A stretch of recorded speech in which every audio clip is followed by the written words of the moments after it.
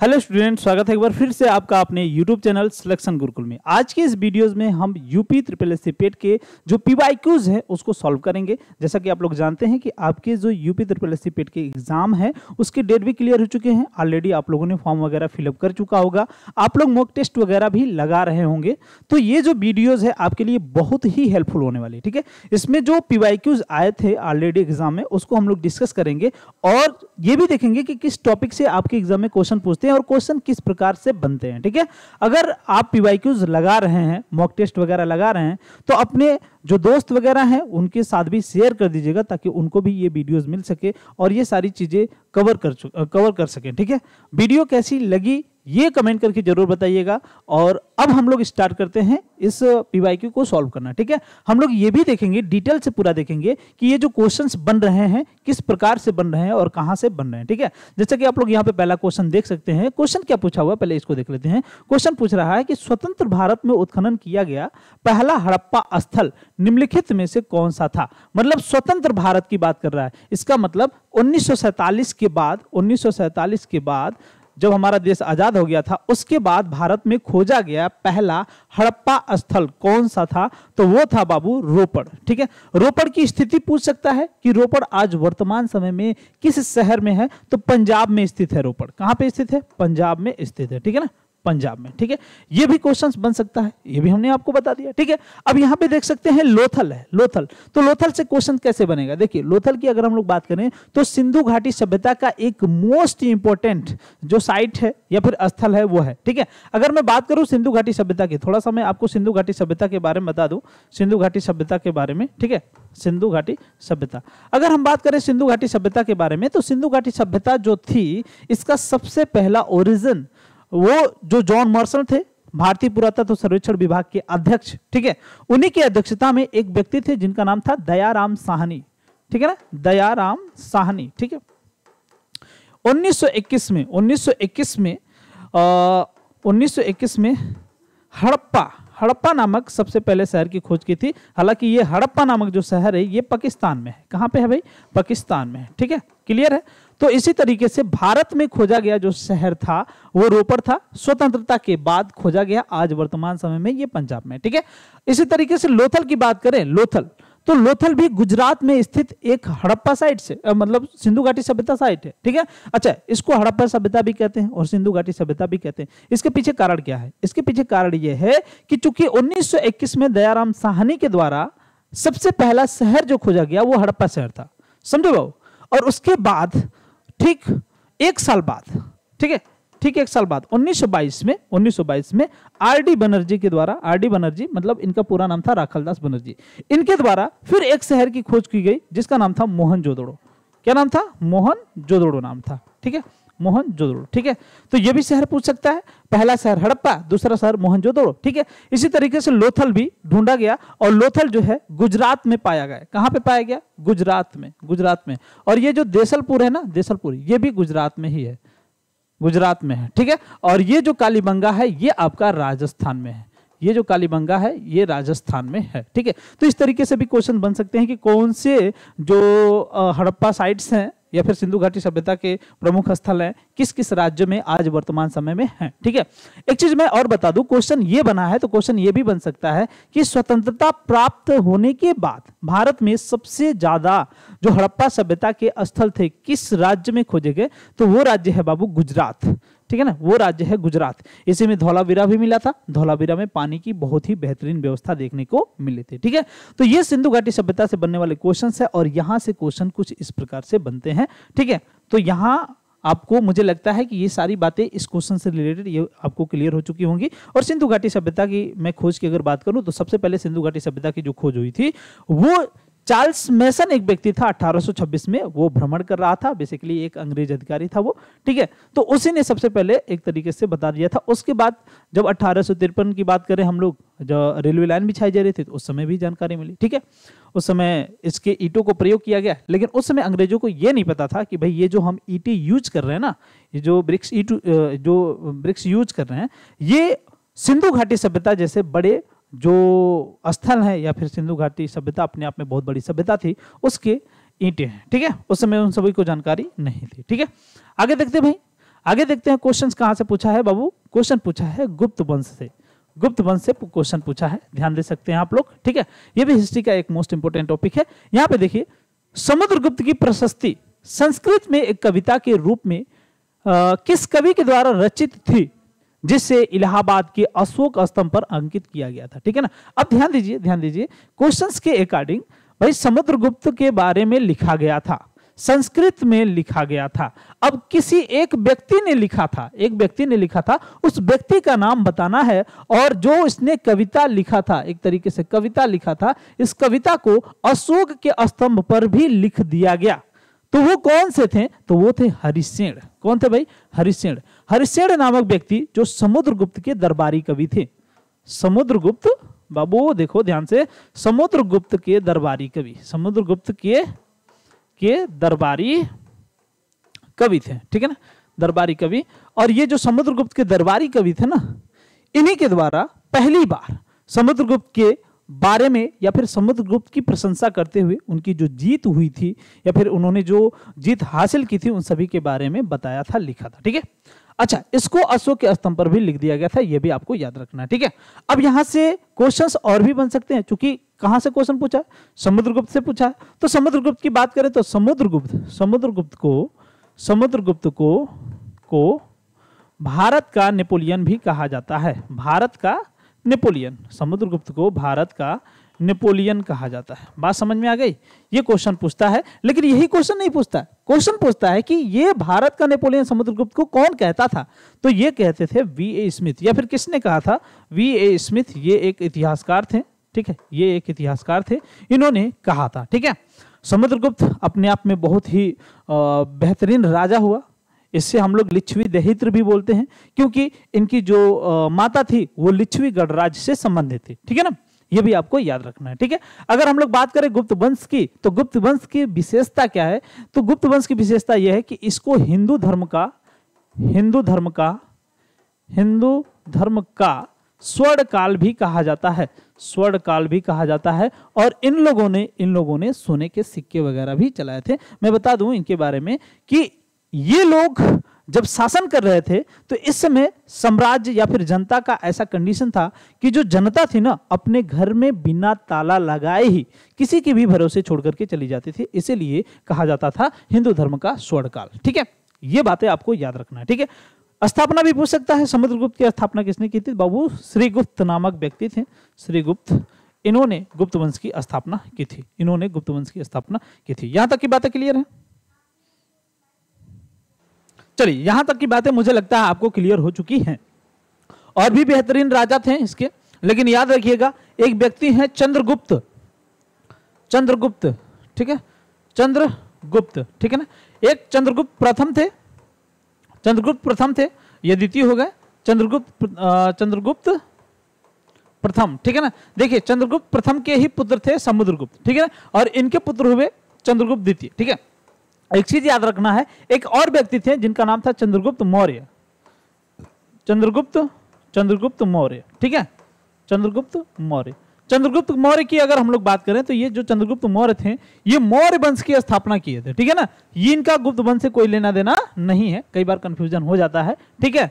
तो यहाँ पे आपको बिल्कुल भी ध्यान देकर के चलना है, कंफ्यूजन नहीं होना है। जैसे बिंदुसार और बिंबिसार में भी कई बार डिफरेंस करना बच्चे भूल जाते हैं, उचित नहीं, मतलब क्लियर उन्हें हो नहीं पाता, ठीक है। जैसे बिंबिसार की अगर हम लोग बात करें, बिंबिसार तो ये हर्यक वंश का संस्थापक था, ये बहुत पहले था। और वहीं बिंदुसार की बात करें तो ये चंद्रगुप्त मौर्य के पुत्र थे, ये चंद्रगुप्त मौर्य के पुत्र थे और अशोक के पिताजी थे, ठीक है ना, अशोक के पिताजी थे। तो ये बिंबिसार हर्यक वंश का था और ये बिंदुसार ये चंद्रगुप्त मौर्य के पुत्र थे, या फिर हम ये कह सकते हैं कि ये मौर्य वंश के थे, ठीक है।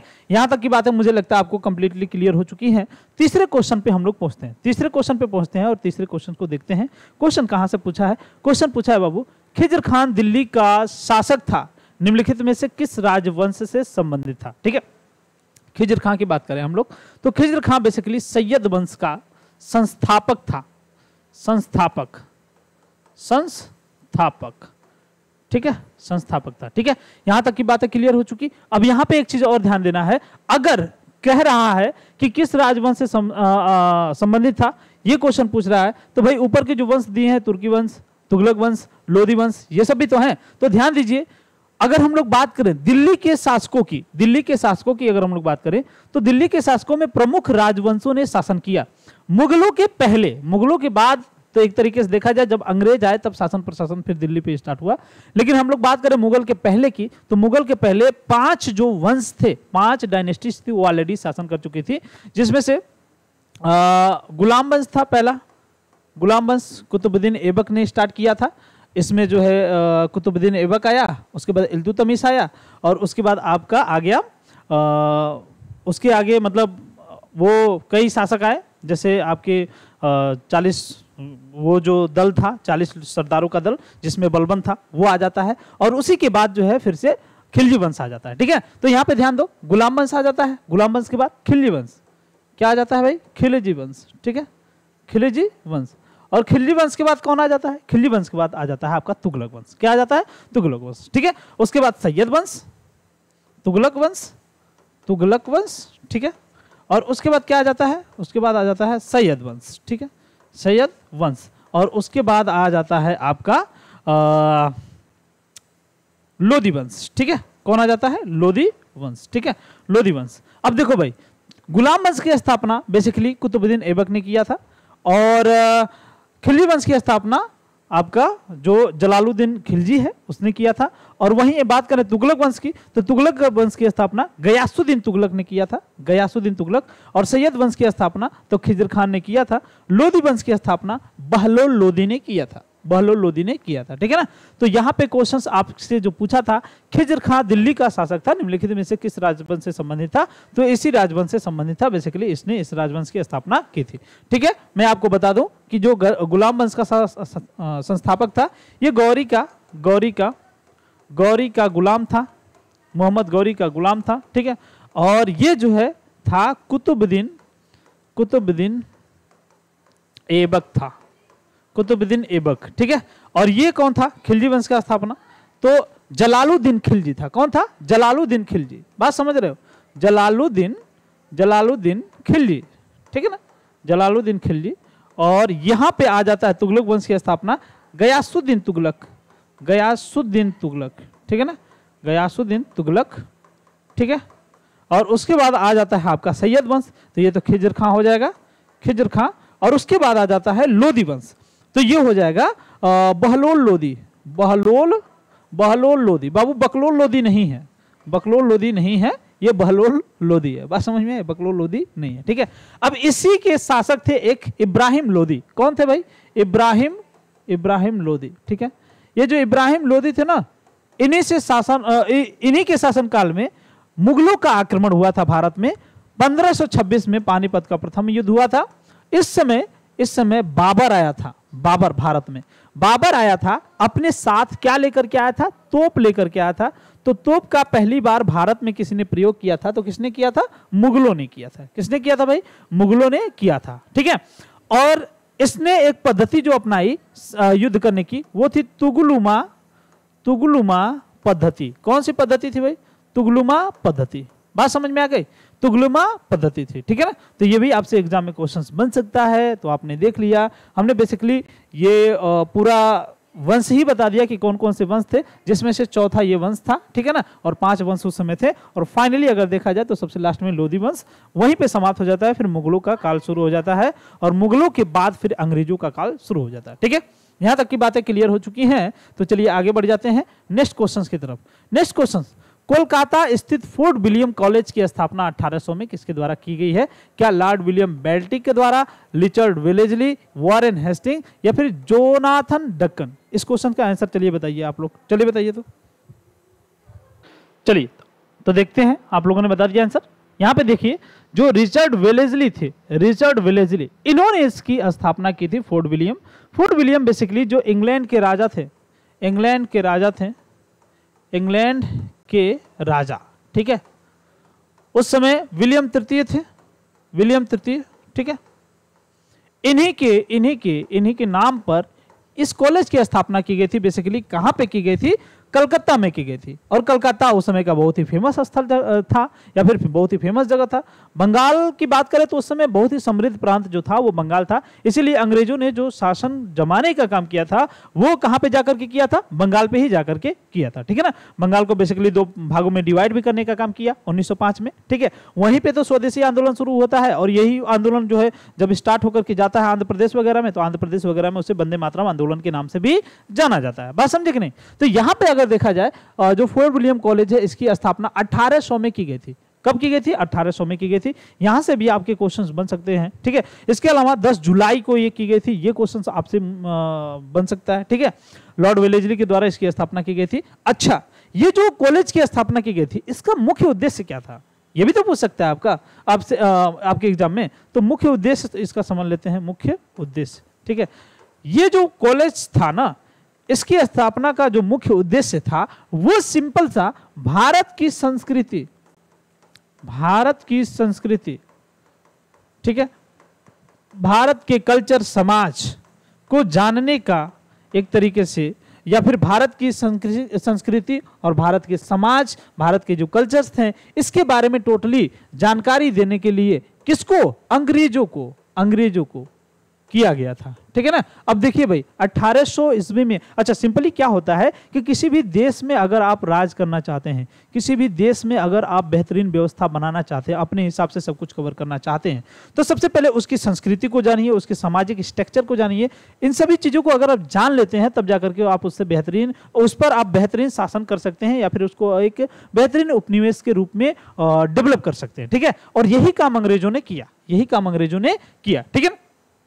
तो यहां पे अगर देखा जाए इसका जो मुख्य उद्देश्य था ये यही था कि भारत की जो संस्कृति है उसके बारे में जब अंग्रेजों को जानकारी दिया जाएगा तो अंग्रेज कहीं ना कहीं भारत के लोगों से मिल पाएंगे, घुल मिल पाएंगे, तब जाकर के सारी चीजों को कवर किया जाएगा, ठीक है। तो यहाँ पे कोलकाता शहर की स्थापना भी किसने किया था, ये भी क्वेश्चन आपसे पूछ सकता है, ठीक है। तो आप इस क्वेश्चन का आंसर बताइएगा कि कोलकाता शहर की स्थापना किसने की थी। इसी तरीके से आगरा शहर की स्थापना किसने की थी, ये भी आपके पास दो क्वेश्चन है, एक कोलकाता शहर की स्थापना और एक आगरा शहर की स्थापना किसने की थी, ये भी आपको बताना है। और सबसे बड़ी बात, अगर आपको चीजें स्पष्ट रूप से क्लियर हो पा रही हैं तो उसको भी कमेंट करके बताइएगा कि किस तरीके की क्लासेस है, ठीक है। चलिए आगे बढ़ते हैं, आगे बढ़ जाते हैं नेक्स्ट क्वेश्चन की तरफ। नेक्स्ट क्वेश्चन देखिए भाई, नेक्स्ट क्वेश्चन, भारतीय राष्ट्रीय आंदोलन की निम्नलिखित घटनाओं को उनके घटित होने के वर्ष से मिलाएं, मतलब जो वर्ष हैं इनके उन्हीं वर्ष से मिलाना है, ठीक है। तो सबसे पहले ये जान लीजिए कि जो बरदौली सत्याग्रह है ये 1928 में की गई थी, ठीक है। बरदौली सत्याग्रह 1928 में, और 1946 देखो बरदौली सत्याग्रह 1928 में, ठीक है।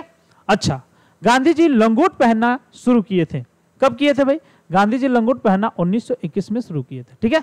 अगर हम बात करें अहमदाबाद मिल में मजदूरों को हड़ताल 1918 में हुआ था, और 1917 में जो बिहार के चंपारण में तिनकठिया पद्धति जो थी उसको खत्म करने के लिए जो महात्मा गांधी जी थे उन्होंने आंदोलन किया था, ठीक है। इसके पहले महात्मा गांधी जी अफ्रीका में भी आंदोलन कर चुके थे। अफ्रीका में महात्मा गांधी जी के साथ जो कलर डिस्क्रिमिनेशन हुआ था ना, कलर मतलब वो व्यक्ति जो थे महात्मा गांधी जी वो सांवले थे, और सांवले जब थे तो कहीं ना कहीं वहां पे अंग्रेज जो गोरे लोग थे वहां पे कलर डिस्क्रिमिनेशन को उन्होंने झेला, और वहां पे एक तरीके से क्या किया, आंदोलन किया, सत्याग्रह किया, और वहां पे जीत हासिल हुई। और उसी जीत को हासिल करने के बाद ये फिर भारत में आते हैं और भारत में विभिन्न प्रकार के सत्याग्रह करते हैं, जैसा कि आप लोग देख पा रहे हैं कि 1918 में अहमदाबाद मिल में मजदूरों के हड़ताल को लेकर के, अभी बताएंगे क्यों ये हुआ था। और यहाँ पे महात्मा गांधी जी लंगोट पहनना जो शुरू किए थे 1921 में शुरू किए थे।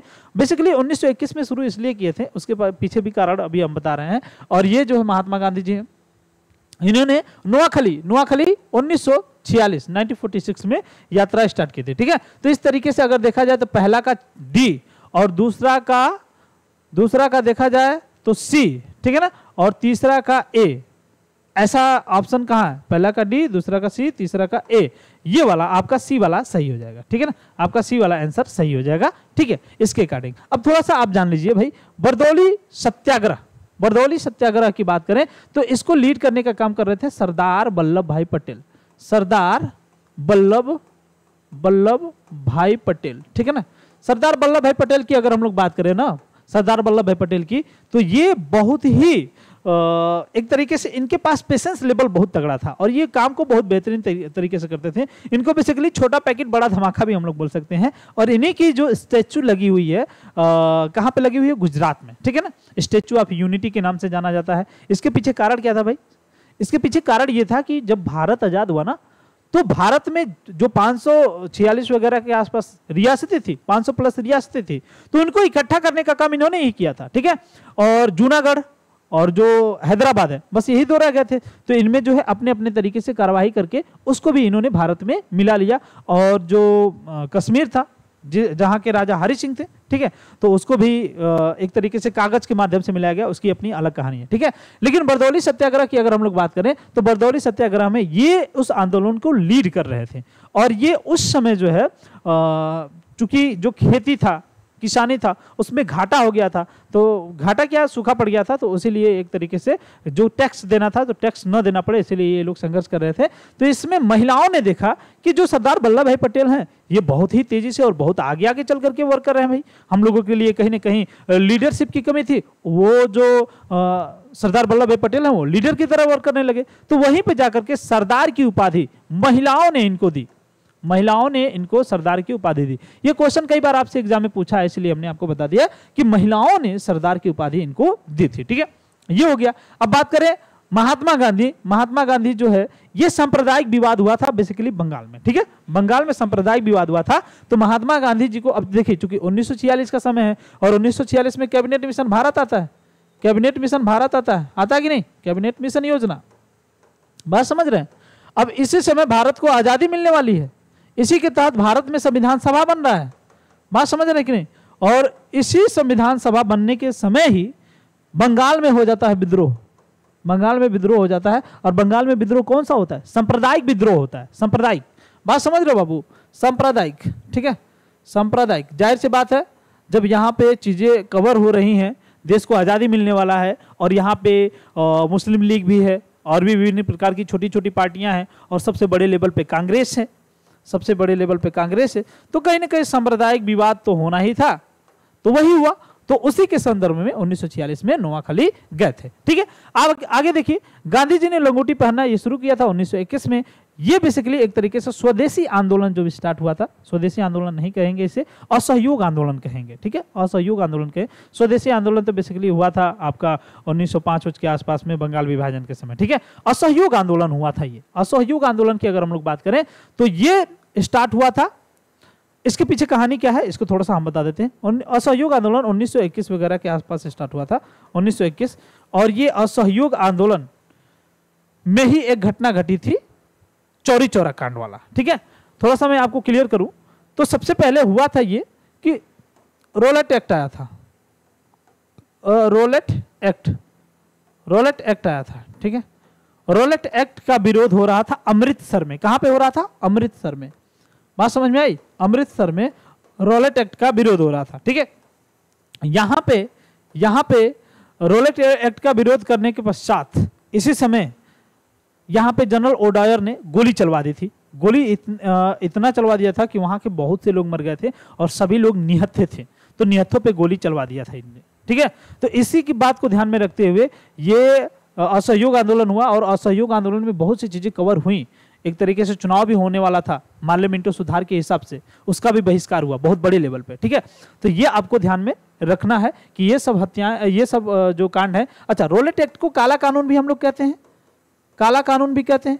काला कानून इसलिए कहा जाता है बाबू, काला कानून इसलिए कहा जाता है क्योंकि बिना अपील, बिना वकील, बिना दलील किसी को भी जिसके ऊपर डाउट हो रहा है, जो राष्ट्रवाद की बात करता है, उसको बटिया दो जेल में, क्या ही करना है, बात समझे कि नहीं? तो इसी कानून का तो विरोध हो रहा था। उसी समय चौरी चौरा हत्याकांड भी हो गया क्योंकि ये एक तरीके से अहिंसक आंदोलन करना चाहते थे गांधी जी, लेकिन वहां पे हिंसा हो गई, चौरी चौरा कांड, कई प्रकार के पुलिसों को जला दिया गया, मतलब 2-3 पुलिस को जला दिया गया, ठीक है। तो इस वजह से ये आंदोलन वापस भी हो गया था, ठीक है। तो ये एक तरीके से वहां हुआ था। और अहमदाबाद मिल मजदूर का सिचुएशन था इस समय। देखिए, इस समय अहमदाबाद मिल मजदूर थे, वो वहां पे मजदूरी कर रहे थे, ठीक है। तो जो सेठ और जमींदार वगैरह थे, जिनका जो एक तरीके से कंपनी के या फिर मिल के मालिक कहे जा सकते थे, ठीक है, उस समय प्लेग आ गया था, प्लेग नामक एक बीमारी आ गई थी। तो प्लेग नामक जो बीमारी आ गई थी, तो उसी को ध्यान में रखते हुए इन लोगों ने कहा कि 70% बोनस दिया जाएगा। किसको बोनस दिया जाएगा? जो हमारे यहाँ काम करते हैं मजदूर वगैरह, ठीक है। लेकिन प्लेग का उत्पाद उस समय खत्म हो गया, धीरे धीरे कम हो गया, प्लेग का इफेक्ट कम हो गया। जब कम हो गया तो ये जो व्यक्ति थे ये सब अपनी बातों से मुकर गए, और जब बातों से मुकर गए तो ये 70% से किस पे आ गए? 20% पे आ गए, सीधे सीधे 20% पे आ गए। कहें कि हम 20% अपना जो मुआवजा है या फिर बोनस है वो देंगे, उससे ज्यादा नहीं देंगे। तो इसी के लिए 50% करने के लिए, 50% करने के लिए जो गांधी जी है उन्होंने एक तरीके से कह सकते हैं विद्रोह किया था, ठीक है। तो विद्रोह किया था तो 50% तो नहीं दिया गया, लेकिन 35% तक बोनस वापस से दिया गया, ठीक है ना। 35% तक बोनस वापस से दिया गया, ठीक है। तो ये सब बातें थी, ये चारों घटनाओं से संबंधित ये चीजें थी, और इस तरीके से आपके एग्जाम में क्वेश्चंस बनते हैं भाई। तो ये सारी घटनाएं आपको जैसे डिटेल से मैं बता रहा हूं, ऐसे अगर आपको पता हो तभी आप चीजों को कवर कर पाओगे, ठीक है। चलिए आगे बढ़ते हैं, मुझे लगता है यहां तक की सारी बातें आपको क्लियर हो चुकी है, ठीक है। चलिए अब आगे बढ़ जाते हैं भाई नेक्स्ट क्वेश्चन की तरफ। चलिए आगे बढ़े। यहां पे देखिए भाई, महावीर और उनके अनुयायियों की शिक्षाएं कई शताब्दियों तक मौखिक रूप से प्रसारित होती रही। मतलब एक तरीके से महावीर जो थे, महावीर स्वामी के बारे में अगर हम लोग बात करें तो ये 24वें गुरु थे जैन धर्म के, ठीक है। इन्होंने जब अपनी शिक्षाएं देना प्रारंभ की तो अपने अनुयायियों को जब शिक्षा दे रहे हैं तो ये सब मौखिक थी, ठीक है। इन्हें लगभग 1500 वर्ष पहले लिखा गया था। वर्तमान में वे निम्नलिखित में से किस स्थान पर उपलब्ध है? तो वर्तमान में वल्लभी गुजरात में उपलब्ध है। वर्तमान में वल्लभी गुजरात में उपलब्ध है, ठीक है। वल्लभी गुजरात की बात करें तो यहाँ पे 1500 वर्ष पहले जो जैन धर्म से चीजें रिलेटेड थी उसको लिखा गया है, उसका वर्णन आज भी देखने को मिलता है, ठीक है। अब देखो भाई, अब बात करें जैन धर्म की, तो जैन धर्म की स्थापना बेसिकली किसने किया था भाई? जैन धर्म की स्थापना पूछ सकता है। जैन धर्म की स्थापना एक मुख्य रूप से व्यक्ति थे जिनका नाम था ऋषभदेव, या फिर इनका नाम आदिनाथ भी था। ऋषभदेव, ठीक है, ऋषभदेव, या फिर इन्हें आदिनाथ भी कहा जाता है, आदिनाथ भी कहा जाता है, ठीक है। ये जो व्यक्ति थे इन्होंने जैन धर्म की स्थापना की थी। जैन धर्म से और भी क्वेश्चन बनते हैं, जैसे पूछता है कि जैन धर्म की किताबें कौन सी हैं या फिर उनके मुख्य ग्रंथ कौन कौन से हैं। तो पहला ग्रंथ याद रखिएगा भगवती सूत्र, ठीक है। भगवती सूत्र पहला ग्रंथ याद रखिएगा। दूसरा याद रखिएगा आगम, ठीक है। तीसरा याद रखिएगा कल्प सूत्र, ठीक है। भगवती सूत्र, आगम, कल्प सूत्र, ठीक है ना। अगर भगवती सूत्र की बात करें तो भगवती सूत्र में जो महावीर स्वामी थे, चूंकि जैन धर्म की बात करें तो 24 गुरु थे, इसमें 24 गुरु, ठीक है। और जिसमें से क्वेश्चन जो बनते हैं, क्वेश्चन ये बनते हैं जैन धर्म से कि जो जैन धर्म के वो कौन कौन से गुरु थे जिनका वेद में वर्णन देखने को मिलता है।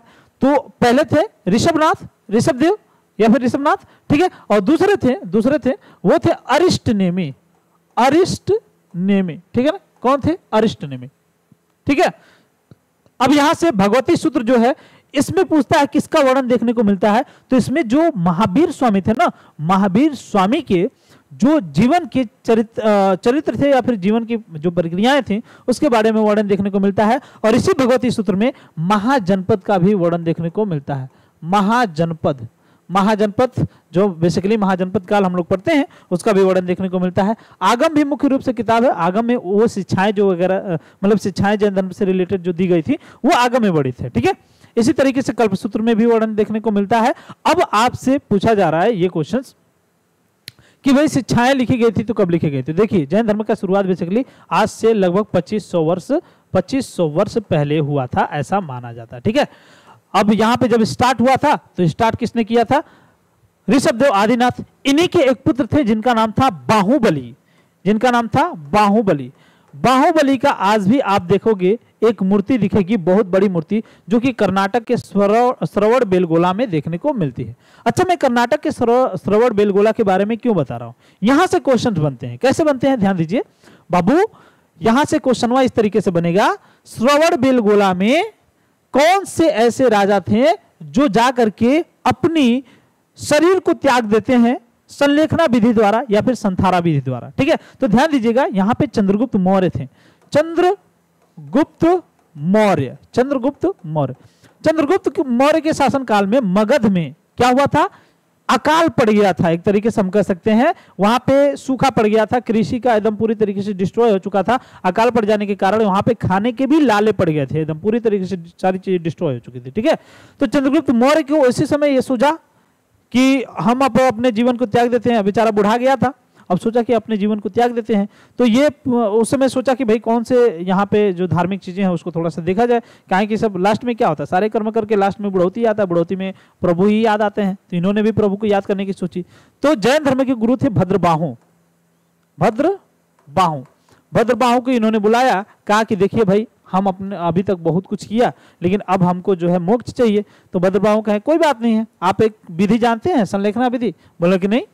कहते चलिए बताते हैं, संलेखना विधि या फिर इसे संथारा विधि भी कहा जाता है। ठीक है, संथारा विधि। ठीक है, बोलते हैं कि चलिए बताते हैं संलेखना विधि, संथारा विधि क्या होती है। भद्रबाहु जी लिवा करके चले गए और इधर इनके राज्य में अकाल पड़ा हुआ है और चंद्रगुप्त मौर्य चले गए। चंद्रगुप्त मौर्य जब चले गए तो यहाँ पे देखा जाए भद्रबाहु जब लिवा के जाते हैं तो कर्नाटक के श्रवण बेलगोला में एक पहाड़ी पे जा करके ये बैठ के तपस्या करने लगते हैं। भूख प्यास से ये मर जाते हैं। ठीक है ना, तो एक तरीके से भूख प्यास से अपने जीवन को त्याग देना यही संलेखना विधि कहलाती है और यही चीजें उन्होंने किया। ठीक है, तो चंद्रगुप्त मौर्य एक तरीके से वहां पे मोक्ष प्राप्त कर लिए। लेकिन जब भद्रबाहु वहां से फिर रिटर्न होते हैं तो अपने यहां देखते हैं फिर से मगध में कि एक और व्यक्ति थे जिनका नाम था स्थूलभद्र। ठीक है, स्थूलभद्र ने अपना एक दूसरा ही ग्रुप तैयार कर लिया था। मतलब अब यहाँ पे जैन धर्म दो पार्ट्स में डिवाइड हो गया। बात समझे कि नहीं, जैन धर्म दो पार्ट्स में डिवाइड हो गया। भद्रबाहु ये लोग एक तरीके से दिगंबर कहे जाते थे। क्या कहे जाते थे? दिगंबर का मतलब ये होता है कि ये लोग कंप्लीटली एकदम मतलब ओपन रहते थे, एकदम नंगे रहते थे, ये सब कुछ पहनते ही नहीं थे, दिगंबर कहलाते थे, दिगंबर। ठीक है, और ये लोग जो कहलाते थे श्वेतांबर कहलाते थे, श्वेतांबर। ठीक है ना, श्वेतांबर। तो ये लोग सफेद कपड़ा पहन के रहते थे और ये लोग पूरी तरीके से नंगे ही रहते थे। ठीक है, तो ये जो है चंद्रगुप्त मौर्य के शासनकाल से ये चीजें स्टार्ट हुई और वहीं से जैन धर्म दो पार्ट्स में डिवाइड हो गया। ठीक है, और यही बेसिकली इनकी कहानी थी। जैन धर्म में 24 गुरु हुए और भगवती सूत्र, आगम, कल्पसूत्र, ये सारी चीजें उनसे रिलेटेड थी। ठीक है, तो बहुत सी चीजें मैंने जैन धर्म के बारे में आपको समझाने की कोशिश की। क्वेश्चन जो आपसे पूछा था कि कब लिखी गई, तो भाई ये तभी लिखी गई थी। ठीक है ना, इसके अलावा क्वेश्चन ये भी पूछ लेता है कि भाई जो जैन धर्म है, जैन धर्म के जो विभिन्न प्रकार के गुरु थे उन लोगों का अपना अपना प्रतीक क्या है। ठीक है, जैसे महावीर स्वामी का बैल है, महावीर स्वामी का सिंह है और आदिनाथ का बैल है। ठीक है, आगे देखिए भाई, भारत सरकार अधिनियम 1935 के लिए ब्रिटिश संसद द्वारा पारित सबसे लंबा अधिनियम था। मूल रूप से पारित अधिनियम में बहुत लंबा होने के कारण दो अलग अलग अधिनियमों में विभाजित किया गया, अर्थात भारत सरकार अधिनियम 1935 और दूसरा कौन सा अधिनियम था? तो दूसरा अधिनियम जो था वो था बर्मा सरकार अधिनियम 1935। बर्मा सरकार अधिनियम 1935। ठीक है, बर्मा सरकार अधिनियम 1935 ये इसी अधिनियम के तहत जो बर्मा था, आज के डेट में जो म्यांमार है, वो भारत से अलग हो गया, वो भारत से अलग हो गया। ठीक है, मैं अगर बात करूं भारत सरकार अधिनियम 1935 की, भारत सरकार अधिनियम 1935। अच्छा, भारत सरकार अधिनियम 1935 क्यों आया? तो आपने सुना होगा कि 1932 में गोलमेज सम्मेलन हुआ था और गोलमेज सम्मेलन का जो लास्ट वाला सम्मेलन था 1932 का, ये बिल्कुल भी किसी भी प्रकार का कोई निष्कर्ष नहीं निकला था। ठीक है, तो जब कोई निष्कर्ष ही नहीं निकला तो मजबूर होकर के जो ब्रिटेन सरकार थी वो अधिनियम लेकर के आई और उस अधिनियम को कहा गया भारत शासन अधिनियम 1935। और इस अधिनियम को शासन का मतलब ब्रिटिश प्रशासन का या फिर शासन का अंतिम अधिनियम भी कहा जाता है। अंतिम अधिनियम। ठीक है, क्यों कहा जाता है? क्योंकि इसके बाद जितने भी अधिनियम आए वो भारत में शासन करने के वास्ते नहीं आए। बात समझे कि नहीं? भारत में शासन करने के लिए नहीं आए। ठीक है ना, इसके बाद आप देखते हैं कुछ ही दिन बाद क्या हो जाता है, कुछ ही दिन बाद हो जाता है आपका वो द्वितीय विश्व युद्ध 1939 में, 1942-43 तक वो चलता है। बात समझे कि नहीं? फिर 1946 में कैबिनेट मिशन योजना आ जाता है। बात समझे कि नहीं? और उसके बाद संविधान वगैरह स्टार्ट हो जाता है। ठीक है, संविधान वगैरह बनना स्टार्ट हो जाता है। ठीक है, तो सबसे अंतिम अधिनियम माना जाता है और इसे आधार अधिनियम भी कहा जाता है। आधार अधिनियम। किसका आधार अधिनियम कहा जाता है भाई? किसका आधार अधिनियम? संविधान का आधार अधिनियम, संविधान का आधार अधिनियम। क्यों? क्योंकि भाई इसमें से कम 60 से 65% चीजें सेम टू सेम वैसे ही ली गई, same to same as it is, ठीक है ना। जैसे आपने देखा ब्रिटिश मतलब प्रधानमंत्री सिस्टम जो है एक तरीके से संसद का सिस्टम, ठीक है, और प्रांतीय सिस्टम, ये सारी चीजें A to Z, मतलब भारत में 65% चीजें जो है यहीं से ली गई, ठीक है, यहीं से कंप्लीटली चीजें कवर कर ली गई और एकल नागरिकता भी यहीं से कवर कर लिया गया था, ठीक है। तो यहाँ पे देखा जाए तो आधार अधिनियम की तरह वर्क करता है ये, और 60-65% चीजें ली गई, ठीक है। इसी के तहत वर्मा जो था वो भारत से अलग हो गया और आज के डेट में वो म्यांमार के रूप में जाना जाता है, ठीक है। तो ये भी बातें आपको क्लियर हो चुकी, और भारत सरकार अधिनियम की बहुत बड़ी भूमिका है भाई अपने भारत के संविधान में, ठीक है। यहां तक की बातें क्लियर हो चुकी है तो एक बार कमेंट करके बताइए। चलिए यहां तक की चीजें क्लियर हो चुकी हैं, अब हम लोग आगे बढ़ते हैं भाई नेक्स्ट क्वेश्चन की तरफ। नेक्स्ट क्वेश्चन देखिए भाई, नेक्स्ट क्वेश्चन, बंगाल के विभाजन ने पूरे भारत में लोगों को क्रोधित कर दिया था और डेल्टा आंध्र के डेल्टा क्षेत्र में स्वदेशी आंदोलन हुआ था। इसमें निम्नलिखित में से किस नाम से जाना जाता है, ठीक है। तो देखिए भाई यहाँ पे स्वदेशी आंदोलन की बात कर रहा है भाई। स्वदेशी आंदोलन बेसिकली कब हुआ था? 1905 में। 1905 में बंगाल विभाजन की बात हो रही थी, बंगाल विभाजन की बात कर रहे थे ये लोग, ठीक है, बंगाल के विभाजन की बात कर रहे थे। और इसी का देन है, बंगाल विभाजन में जो क्रोध देखने को मिला था, जो भारतीयों में राष्ट्रीयता देखने को मिली थी, इसी का इफेक्ट था आपका 1911 में राजधानी परिवर्तन। क्योंकि इतना मतलब बंगाल वाला लोग इतना विरोध कर दिया, इतना ज्यादा विरोध कर दिया कि यहाँ पे जो अंग्रेजों ने यहाँ पे रहने की प्लानिंग की थी या फिर बंगाल को विभाजित करके उसको सांप्रदायिक विवाद बनाने की कोशिश की थी, इतना विरोध हुआ अंग्रेजों का कि ये लोग मजबूर हो गए राजधानी चेंज करने के लिए। और फिर 1911 में जाकर के यहाँ पे इंग्लैंड के राजा को बुलाया गया, और एक बहाना था इंग्लैंड के राजा को बुलाना, क्योंकि मुख्य काम क्या था? मुख्य काम ये था कि भाई राजधानी को परिवर्तित कर लिया जाए, नहीं तो ये लोग हमें जीने नहीं देंगे, ठीक है। ऐसा सिचुएशन हो गया था, ठीक है, 1905 में बंगाल विभाजन, ठीक है। तो ये चीज याद रखिएगा। लेकिन यही जो डेल्टा आंध्र क्षेत्र था वहां पे वंदे मातरम के नाम से भी जाना गया, वहां पे वंदे मातरम के नाम से भी जाना गया, और इसको एक तरीके से बहिष्कार आंदोलन भी कहा गया, बहिष्कार आंदोलन, ठीक है, बहिष्कार आंदोलन, ठीक है। और इसे स्वदेशी आंदोलन भी कहा गया। तो स्वदेशी आंदोलन कहे जाने के पीछे क्या कारण था भाई? स्वदेशी आंदोलन कहे जाने के पीछे कारण ये था कि यहाँ पे जो भारतीय थे, भारतीयों ने ये सोच लिया कि ना ना ना ना ना, अब हम किसी भी तरीके से अंग्रेजों से किसी भी प्रकार की चीजों का यूज नहीं करेंगे, बल्कि हम केवल और केवल अपनी ही चीजों का यूज करेंगे, अपने यहाँ की बनी वस्तुओं का यूज करेंगे और भी सारी चीजें, ठीक है। तो यहाँ तक की बातें मुझे लगता है आपको क्लियर हो चुकी है। अच्छा, एक क्वेश्चन और पूछता है कि इस समय भारत का वायसराय कौन था? तो इस समय भारत का वायसराय जो था वो था लॉर्ड कर्जन। कौन था भाई? लॉर्ड कर्जन था। और इसमें जो है सबसे अधिक भूमिका किसकी थी? भारतीय राष्ट्रीय कांग्रेस की। ब्रिटिश वस्तुओं का एकदम बहिष्कार हो चुका था। 7 अगस्त 1905 को ये हुआ था। ये भी क्वेश्चन आपसे पूछ सकता है, 7 अगस्त 1905 को हुआ था, ठीक है। चलिए भाई, यहां तक की बातें मुझे लगता है आपको क्लियर हो चुकी हैं। नेक्स्ट क्वेश्चन की तरफ बढ़े भाई। वर्ष 1922 में असहयोग आंदोलन को निलंबित करने के बाद गांधी जी को अहमदाबाद में गिरफ्तार कर लिया गया और कितने वर्षों के लिए साधारण मतलब एक तरीके से इनको सजा सुनाई गई, ठीक है। तो यहाँ पे मैं बता दूं कि जो सजा सुनाई गई थी, इनको 6 वर्ष के लिए सजा सुनाई गई थी। कितने वर्ष के लिए? 6 वर्ष के लिए। क्योंकि इसी समय आप देख रहे हैं 1922 में असहयोग आंदोलन चल रहा है, ठीक है ना। असहयोग आंदोलन में ही एक तरीके से देखा जाए तो चौरी चौरा हत्याकांड हो जाता है, और ये वही चीजें तो थी, बिना अपील, बिना वकील, बिना दलील, मतलब आप ना तो वकील कर सकते हैं, ना अपील कर सकते हैं, ना दलील कर सकते हैं। और आज भी इसको अपने भारत के कॉन्स्टिट्यूशन में रखा गया है। कहीं कहीं पे ये काम आता है। 2019 में काम आया था, ठीक है। आप लोग कमेंट करके बताइए कि 2019 में कहाँ काम आया था, ठीक है। चलिए, तो ये भी आपको याद रखना है कि 6 वर्ष के लिए उनको क्या कर दिया गया था? एक तरीके से बंद कर दिया गया था, ठीक है। 6 वर्ष के लिए, मतलब 6 वर्षों तक की सजा सुनाई गई थी उनको, ठीक है। और इस समय बहुत ही चीजें कवर की गई थी, चौरी चौरा हत्याकांड हो गया था और भी बहुत सारी चीजें, ठीक है। और हाँ, एक चीज और देखिए, पूरी तरीके से विरोध हुआ था।